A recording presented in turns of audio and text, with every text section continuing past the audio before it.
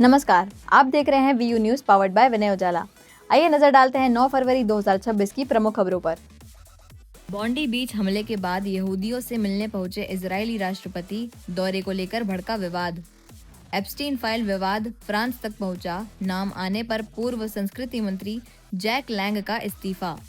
Canada से रिश्ते बेहतर करने की तैयारी, एनएसए अजीत डोभाल ने कनाडा में उच्च स्तरीय बैठक की। मोरक्को में तूफान मार्टा से कम 4 लोगों की मौत। रूस से फिलहाल जारी रहेगी कच्चे तेल की आपूर्ति, कटौती की कवायद भी शुरू। जापान की प्रधानमंत्री सनाए तकाइची ने चुनावों में दर्ज की शानदार जीत, पीएम मोदी ने दी बधाई। तिरुवनंतपुरम के स्पा में क्रॉस मसाजिंग पर रोक, बीजेपी मेयर बोले संस्कृति के खिलाफ गतिविधि। मेघालय कोयला खदान हादसे में 27 की मौत, सीएम संगमा ने न्यायिक जांच आयोग गठन का किया ऐलान। हैदराबाद हाउस में सेशेल्स के राष्ट्रपति से मिले पीएम मोदी, द्विपक्षीय संबंधों और सहयोग पर जोर। देश के सबसे बड़े अंडा उत्पादक जिले नमक्कल में बर्ड फ्लू का अलर्ट, तमिलनाडु सरकार ने बढ़ाई निगरानी। मोहन भागवत और अदनान सामी की मुलाकात पर सियासी घमासान, कांग्रेस ने आरएसएस की देशभक्ति पर उठाए सवाल। लोकसभा स्पीकर ओम बिरला के खिलाफ अविश्वास प्रस्ताव ला सकता है विपक्ष, लगाए गंभीर आरोप। आज से यूपी विधानसभा का बजट सत्र शुरू, 11 फरवरी को पेश होगा 2026-27 का बजट। अफजल गुरु का नाम लेकर दिल्ली के 11 स्कूलों को उड़ाने की धमकी, बम निरोधक दस्ता तैनात।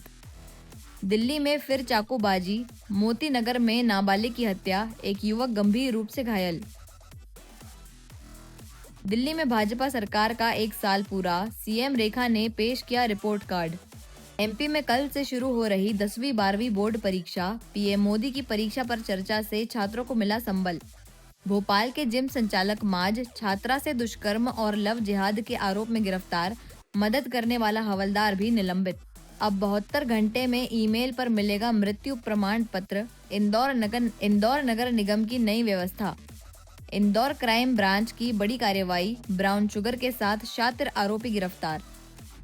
मध्य प्रदेश में मंगलवार से 10वीं 12वीं बोर्ड परीक्षाएं शुरू हो रही हैं। प्रधानमंत्री नरेंद्र मोदी ने परीक्षा पर चर्चा में छात्रों से संवाद किया। शिक्षा विभाग ने बताया कि सीसीटीवी, सुरक्षित प्रश्न पत्र और पारदर्शी व्यवस्था से परीक्षा तनाव मुक्त रहेगी।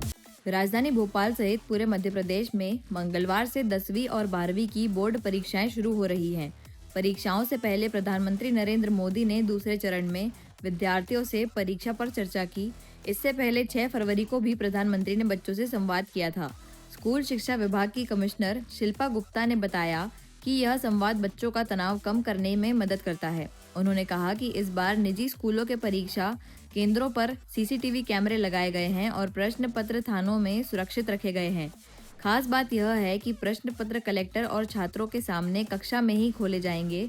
इससे परीक्षा पूरी तरह पारदर्शी रहेगी और बच्चे बिना तनाव के परीक्षा दे सकेंगे।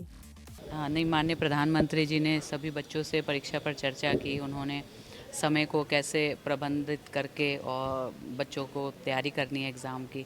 सिर्फ पढ़ने से नहीं तैयारी होगी, लिखने की भी प्रैक्टिस करनी है, टेंशन नहीं लेनी है। अभिभावकों को भी उन्होंने टिप्स दिया कि किस तरह से बच्चों के लिए नेगेटिव कंपैरिजन नहीं करना है, और बच्चों को भी सलाह दी कि कंपैरिजन से हतोत्साहित ना होकर उसे एक पॉजिटिव वे में लेकर नई चीज़ें सीखनी है। तो मुझे लगा कि बच्चों को इससे बहुत फ़ायदा होगा। बच्चों ने इवन हम लोगों को भी ज़िंदगी में बहुत सारी चीज़ें माननीय प्रधानमंत्री जी के वक्तव्य से सीखने को मिली। अपन ने भी इस परीक्षा का समय देखा है, अपन भी प्रेशर में रहते थे। आप क्या देंगे अपने पुराने समय से सीखते हुए बच्चों को आज क्या बोलना चाहेंगे?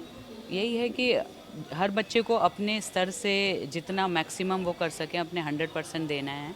एक होता है कंसंट्रेशन, कि अभी परीक्षा के समय बाकी चीज़ों के से दूर रहकर हमें अपने लक्ष्य की तरफ ही आगे बढ़ना है, और बैलेंस होना चाहिए।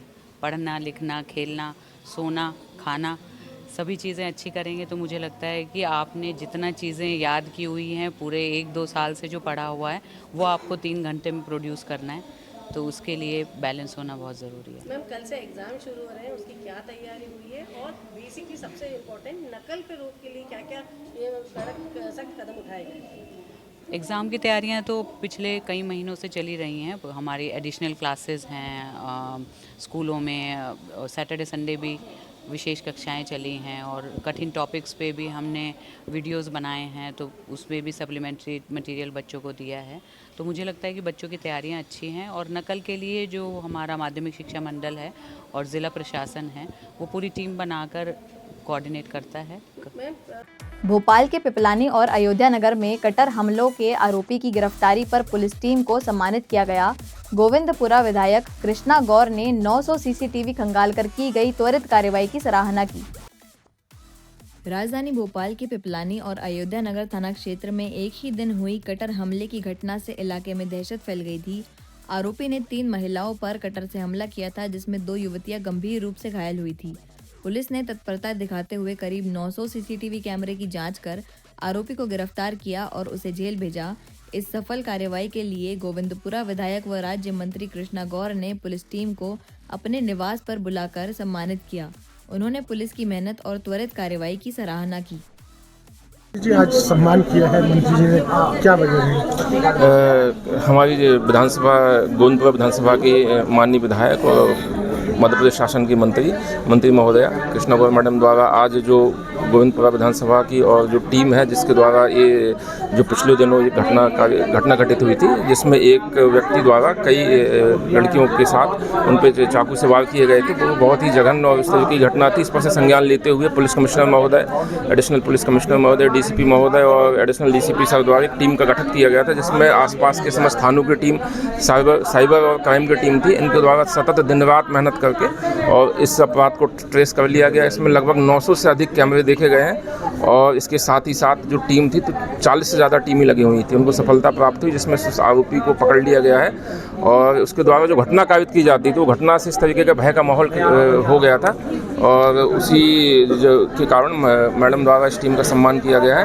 और हमारे द्वारा शीघ्र प्रयास है कि ऐसे आरोपी को कड़ी से कड़ी सज़ा दिलाई जाए। और ना ही सिर्फ भोपाल में, जबकि इसके द्वारा आज से 10 से 11 साल पहले सागर में भी ठीक इसी तरीके की घटना का अंजाम दिया गया था, वो भी ट्रेस हो गई है। इंदौर प्रेस क्लब में गौ सम्मान अभियान के तहत साधु संतों ने प्रेस वार्ता की। उन्होंने गौ माता को राष्ट्र माता घोषित करने, गौ हत्या पर पूर्ण प्रतिबंध लगाने और अलग केंद्रीय कानून व मंत्रालय बनाने की मांग की। गौ सम्मान अभियान के तहत इंदौर प्रेस क्लब में साधु संतों ने प्रेस वार्ता की। संतों ने मांग की कि गौ माता को राष्ट्र माता घोषित किया जाए और देश में गौ हत्या पूरी तरह बंद हो। उन्होंने कहा कि गौ माता के लिए अलग केंद्रीय कानून और मंत्रालय बनाया जाए। संतों ने बताया कि यह निर्णय देश भर के साधु संतों और धर्मचारियों ने मिलकर लिया है। सरकार से गौ माता को राष्ट्रीय माता का दर्जा देने और अधिकार देने की मांग की गई। इस अभियान को आगे बढ़ाने के लिए 12 फरवरी 2026 को